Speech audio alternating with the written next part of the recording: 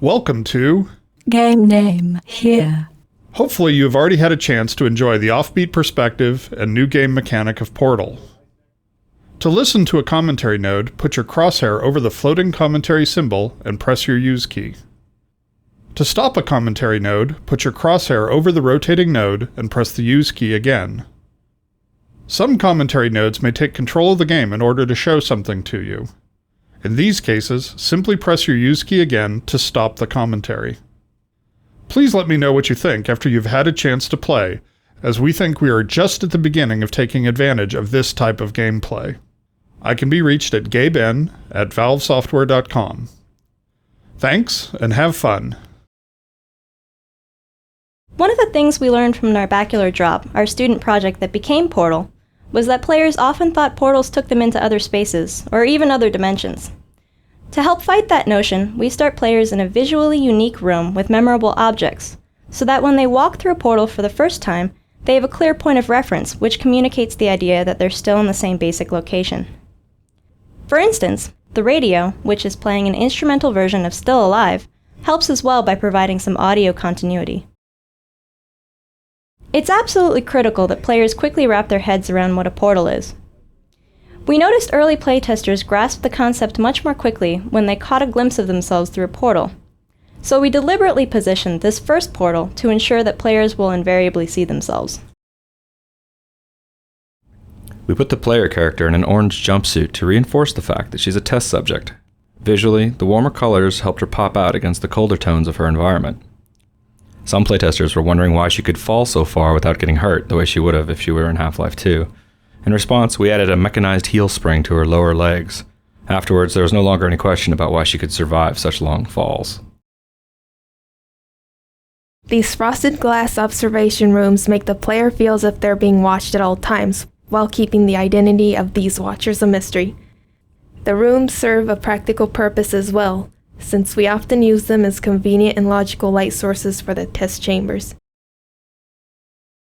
Portal is effectively an extended player training exercise. We spend a huge portion of the game introducing a series of gameplay tools, then layering those tools into increasingly difficult puzzles. This layering starts here, where we train the button and box mechanic, before introducing the more complicated concept of portals. We wanted players to feel safe while standing in a portal, so we never kill them or destroy objects within a portal that's closing. Instead, we either push or teleport objects out of a portal as it closes. We very deliberately introduce and train each gameplay concept in Portal, so that once players reach this spot, we're confident that they know what a portal is and roughly how it works. Early versions of the game let players stumble through the beginning, without always understanding what was going on, which really compromised teaching new concepts. The puzzle you just finished was designed so that stumbling around will almost always lead to a dead end. Completing the puzzle requires walking through a minimum of 5 portals in a specific order. This kind of gating, in which a solid understanding of key gameplay concept is required for success, helped standardize the learning curve of the game tremendously. In early versions of this map, playtesters would charge down the stairs without noticing what was creating the portals. We introduced a mandatory pause in the action, what we call a gate, to help ensure that players stop and notice the portal gun making the blue portal. A particle effect and a loud noise helped draw their attention. This room was designed to make players understand that entrance and exit portals aren't tied to the color of the portal. Playtesters often assumed that orange portals were exit only, so we created this puzzle to force players to enter an orange portal. When rendering the player's view through a portal, we must render a separate image using a virtual camera which looks out of the opposite portal. To obtain a correct image and efficient rendering performance, we render only what is visible through the limited field of view of the opposite portal and exclude objects which lie between the virtual camera and the plane of the opposite portal. The combination of portal-destroying fields, which we call fizzlers, and the elevators, serve a dual purpose. They provide a clearly identifiable endpoint for each test chamber, while also addressing the more practical problem of how to keep players from portaling across level loads. We eventually integrated the fizzlers into several of our puzzle designs. For training purposes, there's generally just one correct solution to these early puzzles. The original version of this room didn't have the glass barrier, Playtesters would often stand on the button to open the door and then shoot a blue portal through the opening, bypassing the box entirely. Since this puzzle was meant to illustrate the relationship between boxes and buttons, that solution, while clever, was a failure. So we added the glass barrier to prevent it. Later in the game, however, the puzzles become more open-ended. Integrating portals with Source Engine's physics system was a complex process that required several iterations to achieve the right balance of performance and correctness. Because portals can be placed virtually anywhere in the game's environment, the physics system had to be modified to allow dynamic changes to its representation of colliding geometry, such as the walls and floor around this box, and any objects which may lie on the opposite side of the portal. Initial implementations of this dynamic collision generation system could take up to 1/2 of 1 second, or 500 milliseconds, to compute the correct collision. This may not sound like a long time in everyday life, but this pause during the portal creation was quite noticeable in the context of a game. Ultimately, we designed a system that creates temporary hybrid physics environments in bubbles around the portals, using less accurate collision than that produced by Source's standard collision generation, but was accurate enough in practice and reduced the time to create dynamic collision representation from 500 milliseconds to just 10 milliseconds, which is an imperceptible pause during portal creation. Early versions of Portal featured more detailed, cluttered environments, much like Half-Life 2. We quickly realized that unnecessary objects scattered all over the place distracted players to the point where it actually interfered with the Portal training process. So we simplified the art style to favor clean, focused test chambers. The modular approach we settled on makes it look plausible that the chambers can reform dynamically on these pistons. Originally, these scaffolds ran on electrified tracks, but crafty playtesters would hop along the rails to the exit, bypassing the puzzle entirely. We tried to solve this by killing players as soon as they touched the rails. That solution ended up being too much of an overcorrection, as even skilled playtesters were getting frustrated by these one-hit kills in the more complex puzzles later in the game. Making the scaffolds run along immaterial beams of light solved both problems. Even though layering player training was a design goal from the start, we still ended up introducing some concepts too quickly. For instance, this used to be the first energy ball redirection puzzle. Playtesting revealed that this puzzle introduced too many new concepts at once, which ended up frustrating a lot of playtesters. In response, we inserted 2 test chambers before this one to make the energy ball redirection training more gradual. We previously talked about how we handle static portal collision, but collision with moving objects on the other side of a portal is a completely different and equally hard problem. Walking onto this scaffold was a very iffy proposition for the first few months of development. We solved the problem of colliding with these dynamic objects by cloning the objects from one portal to the other and strictly controlling what objects are allowed to collide with each other and how they're allowed to collide. To make puzzles deeper than just teleporting to the exit, we had to include surfaces that won't hold a portal, which are formally introduced here.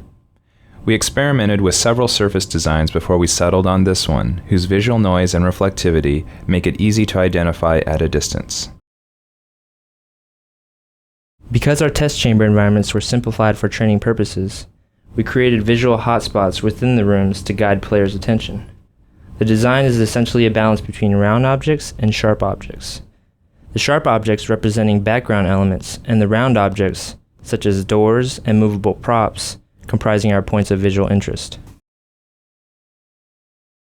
For the first few months of development, we rendered the views through portals to 2 off-screen textures. This approach was easy to implement and was compatible with a wide range of graphics hardware. Unfortunately, this method was incompatible with anti-aliasing and consumed a large amount of video memory in order to handle recursive views through several portals. Because of these disadvantages, we switched to a system which renders portal views recursively into the frame buffer with the aid of the stencil buffer to isolate pixels corresponding to a given portal. This is a more effective scheme because it is compatible with anti-aliasing and does not consume any additional video memory for off-screen textures. Portal momentum ended up being the hardest concept to convey. For this series of puzzles, which went through more design iterations than virtually any other part of the game, we introduced the idea of redirecting your momentum using portals, slowly, step by step. We even have the AI voice pretty explicitly explain the elements of the puzzle, something we avoided throughout most of the rest of the game. Using gravity to fall into one portal so that you come rocketing out the other portal, a skill we call flinging, was another difficult concept to train. We designed a specific visual cue, a pushed-out concrete block with checkerboard tile above a pit, to indicate to players that it's time to use the fling maneuver. Repeated several times, this cue helps players associate pushed-out concrete slabs with flinging, in much the same way that players learn to associate cubes with buttons.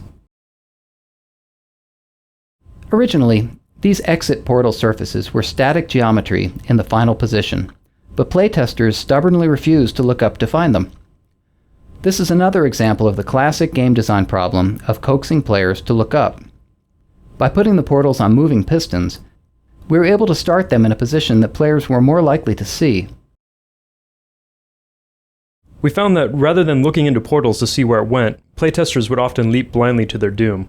In response to this observation, the moral of this puzzle is look before you leap. The safe orange portal is out of the player's view from this balcony. That forces them to peer through a portal to see it, which trains players in the remote viewing capabilities of portals. Originally, a weighted button was used to open the far door, but playtesters so strongly associated boxes with buttons that they'd get stuck searching hopelessly for a box. We changed the big button to a pedestal-mounted push button, thus removing the box association, but playtesters still had trouble realizing they needed to shoot a portal through the door. Adding a ticking timer sound when the door was open cued players that the puzzle expected them to act during that time, which solved the problem. This room is designed to build anticipation for the big moment when players finally get the fully powered portal gun.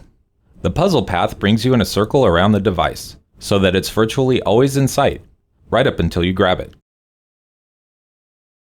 Player training doesn't always stick, especially after the introduction of a big new concept. For instance, after they had acquired the fully powered portal device, playtesters often forgot about the fling maneuver. Since it's such an important skill, this puzzle is designed to reintroduce the idea of flinging. When we moved from largely placeholder art to our final visual design, this was the first level to get a facelift. We chose this map because it had many of our gameplay elements integrated into a relatively small space. The test chamber art direction was designed to make everything appear purposefully placed. The simple design helps focus players on the puzzles. It also provides a nice contrast to the later, much less sterile behind-the-scenes environments, which contributes to a clear sense of progression. This is the first map in which we experimented with solving the puzzle in as few portal placements as possible. We tried to fit that concept into the story mode, but were never quite able to sell it. Instead of abandoning the idea altogether, we added the concept to a series of post-game challenge maps.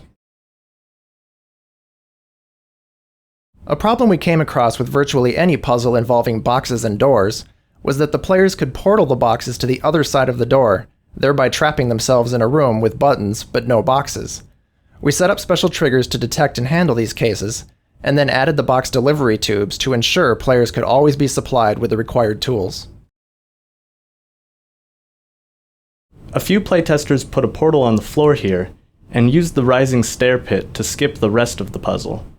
We'll usually rework a level if playtesters discover a way to bypass chunks of the puzzle too easily. But in this and a few other cases where skipping ahead arguably takes more skill than solving the puzzle properly, we let the ninja solution stand.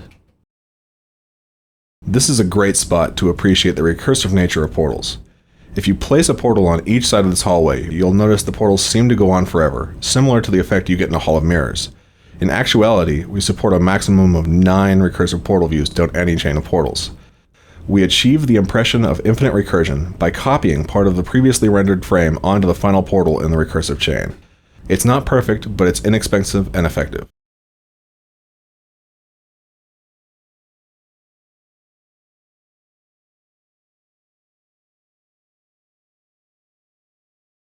We designed this room to draw the player's eyes to the box. The light from the observation room casts horizontal shadows that point at the box, which is directly lit by a warm light from the ceiling. This warm light helps the box stand out against the predominantly cool test chamber lighting. The varying size squares of the off-limit surface also help direct the player's attention upward. This particular section went through several iterations because it's the first place where players are required to perform possibly the trickiest portal maneuver, the double fling. Originally, the room also featured an energy ball redirection puzzle. Combined with a new double fling skill, however, it proved to be too much for most playtesters. Overwhelmed players tend to not digest new information, so we simplified the puzzle to require only the double fling. To nudge players in the right direction, we also included visual hints, such as the previously introduced single fling theme, the pushed-out concrete slab with a checkerboard landing zone.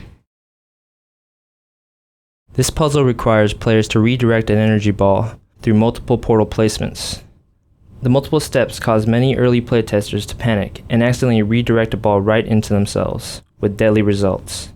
We redesigned the test chamber so that portals can only be placed in the top half of the room, which solved the problem by generally leaving players out of the ball's reach. We noticed through our playtest that many of our players weren't aware of the fact that you could place portals while falling. Since placing portals as you are falling is essential to accomplishing flings and many other portal tricks, we implemented this puzzle so that the only way to solve it was to use the mid-air placement tactic. It took numerous iterations and lots of tuning before this consistently played well. Perhaps the most important purpose of this final test chamber is to cement the double fling maneuver training. For previous flings, we employed a visual cue, a pushed-out section of a wall. In preparation for the more freeform behind-the-scenes levels, however, we take the training wheels off. To proceed, players must realize they can double fling almost anywhere they want to, with or without hints. In this puzzle, we wanted players to realize that using portals, they can travel long distances in a short step. Originally, we had stairs from the ground level to the upper rooms. Many playtesters, however, were able to run from one room to the other quickly enough to consider it a solution, without ever thinking to use the even easier portal method. By changing the stairs to very slow-moving lifts, we were able to level the travel time for all player experience levels, thus making the intended solution more clear. For Portal, we wanted to create a turret that was different from the traditional Half-Life 2 turrets. The Half-Life 2 turrets are nothing more than mindless mounted guns. In Portal, we wanted the turrets to have personality, to be characters. The first step was a redesign of the look. Once we had the look of the new turrets, they seemed less like menacing machine guns and more like cute robots. And robots can never really be cute until they are talking robots. So the next step was creating the vocal characteristics of the turrets. Working with Ellen McLean, we settled on an innocent-sounding voice with dialogue to match. This juxtaposition of killing machine and innocent, non-aggressive personality ends up making the Portal turret a memorable character. Even though we didn't want Portal to be too combat-heavy, we wanted to add at least a light combat mechanic. After a few less than successful attempts to actually realize this light combat concept, we settled on turrets as a good compromise. The turrets can be defeated with tricky portal maneuvers, but they're also susceptible to a more straightforward berserker approach. Even though Portal tells a simple story, we created a lot of backstory. For Aperture Science, for its employees, for its rivalry with the hated Black Mesa, and for where all of this fits into the cosmology of Half-Life. This first Portal game doesn't reveal all of it, but we crammed a lot of little details into the environments. This area, for instance, called the Ratman Den, hints that there may be other people trapped in the facility.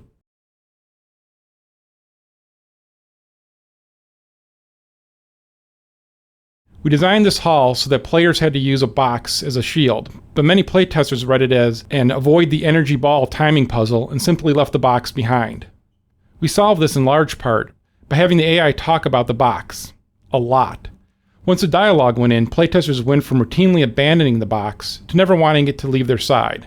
Since we weren't going to make the players lug a box around for the rest of the game, we added a scene at the end of the level where the players are forced to kill the box. I know that I was told that, sort of the idea of Valve is that everything is planned. Everything is worked out in advance. But that's a big fat lie. Because the initial idea is started, and they bring an actor into the studio and they say, say these words for us. Say this computer-generated voice for us. Okay, I'll do that. Well, then that gives the creators other ideas.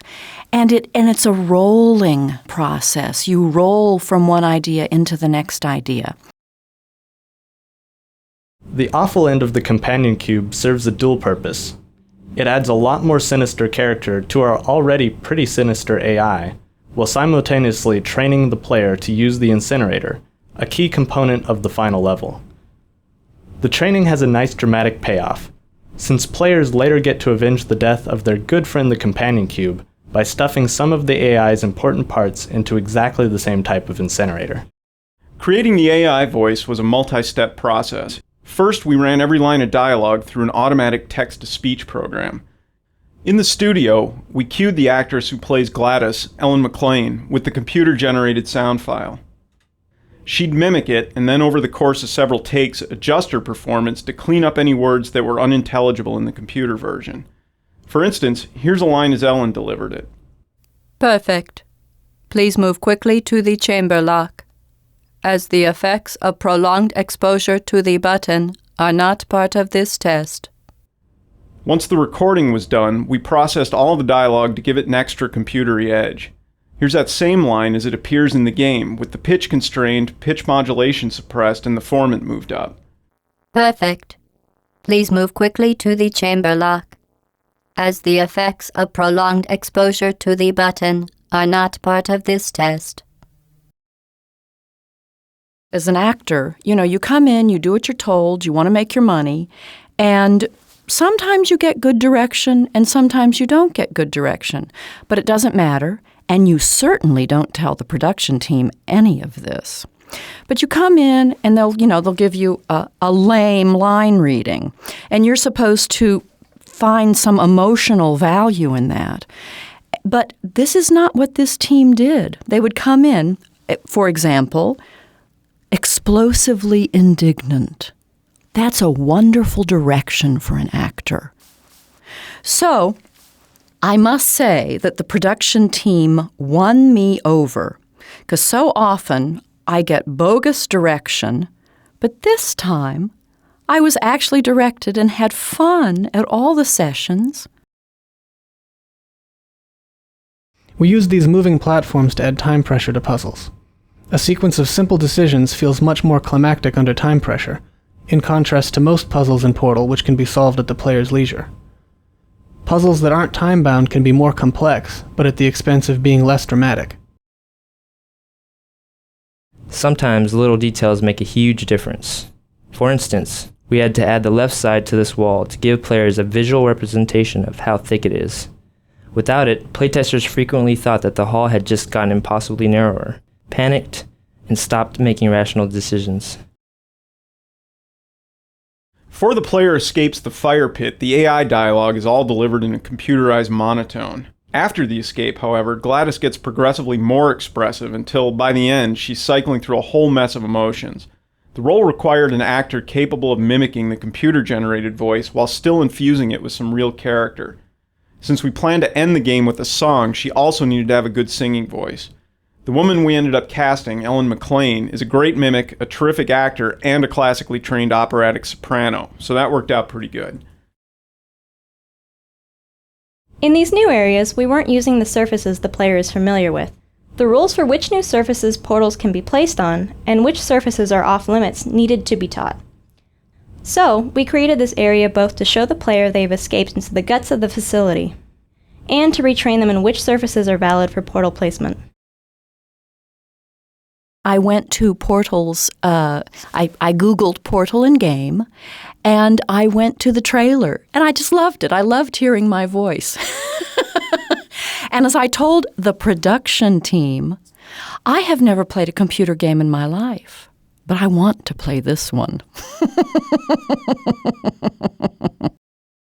After players escape, we let them solve an old chamber in a new way.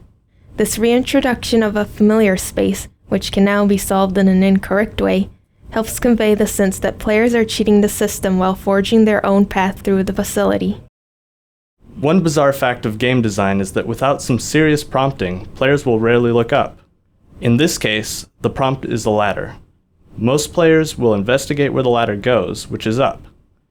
The ladder actually falls apart as soon as it's touched, but by then it's served its purpose. We designed the post-escape levels to give players brief glimpses of the inner workings of the Enrichment Center. This particular area exposes part of the storage cube distribution system. These little vignettes help make this section of the game visually distinct from the testing chambers, while reinforcing the idea that players are now behind the scenes. Through playtesting, we discovered that fatigue set in if we didn't break up the more complicated, deliberately paced puzzles with problems that required the player to perform a much simpler task under time pressure. These pistons proved to be a good foundation for that simpler type of puzzle.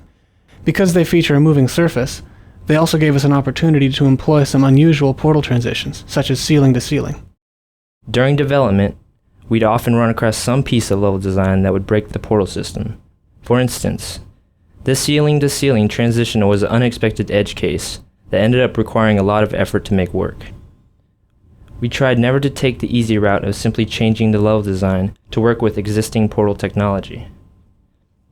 We knew that once the game was out in the wild, custom map creators would stress the system in ways we hadn't even considered, so we made it as flexible as possible. In the sound booth, you're only connected to the production team by an intercom, and they can talk about you, and you don't know what they're saying.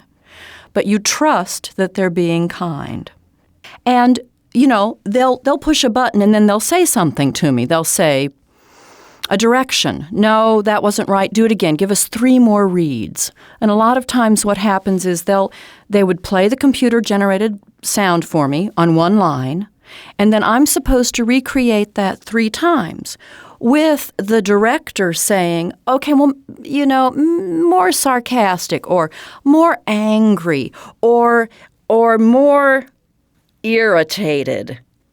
So you stand in the booth hour after hour after hour. They're always very nice. They let you have water in here and maybe a pencil to take a few notes. And of course you want it to be interesting because you want them to hire you again. As the end of the game draws closer, we increase the ratio of time-pressured puzzles, like this turret ambush, to give the players the sense that they're approaching a climactic encounter.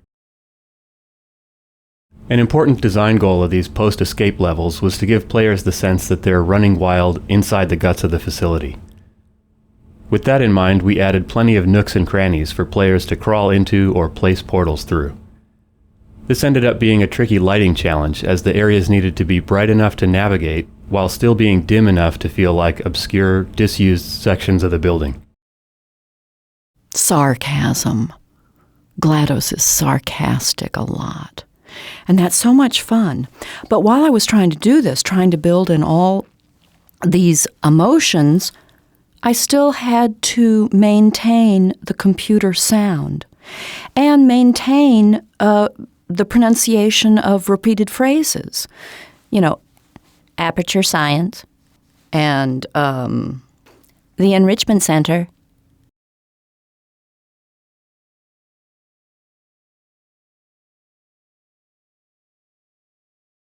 These rocket sentries originally fired lasers. We switched from lasers to rockets after we introduced the glass breaking mechanic, mainly because glass shattering in a massive rocket explosion turned out to be a lot more satisfying than glass just slowly being melted by a laser. Originally they also spoke, just like the bullet turrets. Because players often redirect the rockets with their backs to the turret, however, a distinct uncluttered sound cue was required. The voice simply added too much noise to the rocket redirect mechanic. Breaking this tube gives players a chance to test out their newly trained rocket redirecting and glass breaking skills in a slightly different context, which helps cement the training. This massive turret ambush was originally a lot more massive, with turrets that dropped from the ceiling and popped out of surprise hatches. In fact, for a while, it was the game's climactic battle. Through playtesting, we learned that this type of pure combat experience didn't really fit with the preceding few hours of player training. Over several iterations, we toned down the combat and made the room more about using portal momentum to fling yourself great distances, a skill that playtesters really enjoyed using, and that's a key component of what eventually became our final battle. Originally, these catwalks were decorative, but playtesters consistently thought they were significant and often spent a lot of time trying to reach them. We didn't want to stand between people and their desire to walk on the catwalks, so we redesigned the area to make catwalks not only accessible, but also necessary to proceed. The fiction behind this red phone is that while GLaDOS was being developed, it was somebody's job to sit by it. And if it ever looked like the AI was becoming sentient and godlike, that person would pick up the phone and call somebody to come help. In the point in time where the actual game takes place, it's become obvious that the Aperture Science red phone plan didn't 100% work out. So when they told me that there was going to be a song at the end, I thought, well, all right, who's going to write the song? And they told me there was going to be a song written by Jonathan Coulton. And I listened to a song that Jonathan had written, and it was very funny, very clever. So I thought at that point, well, this will be okay. But I am an opera singer, so usually I sing, "Ah, quando me ne va." And I thought, well, will I be able to have the right style for the song? So I was concerned. But then before the recording, they sent me an MP3 file of the song, and I listened to it with Jonathan singing it, but I loved the little song.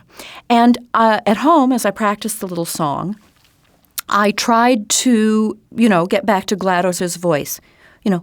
Aperture Science, just this tiny little passive-aggressive computer who's all alone until people try to come in and murder her. So of course she gets upset. But she seems to have this real affinity for cake. And I want to play the game because I want to recreate the cake recipe and then put Portal on it and be able to serve it to my friends when they come over to my house. GLaDOS, the rogue disk operating system that now runs Aperture Science, went through a bunch of design iterations. Earlier versions included a floating brain, a sprawling spidery mechanism, and an upside-down version of Botticelli's Rise of Venus built out of robot parts and wire. Eventually, we settled on a huge mechanical device with a delicate robotic figure dangling out of it, which successfully conveys both GLaDOS's raw power and her femininity. In the beginning, when I came in, I was just supposed to recreate the sound of a computer-generated voice. Just recreate it. And that's what I did. And there was no emotion involved. I just listened to the sound of the computer and I repeated what I heard. But as the game continued, I was supposed to get more and more emotion into the computer, into GLaDOS. And she developed into a very sweet, passive-aggressive person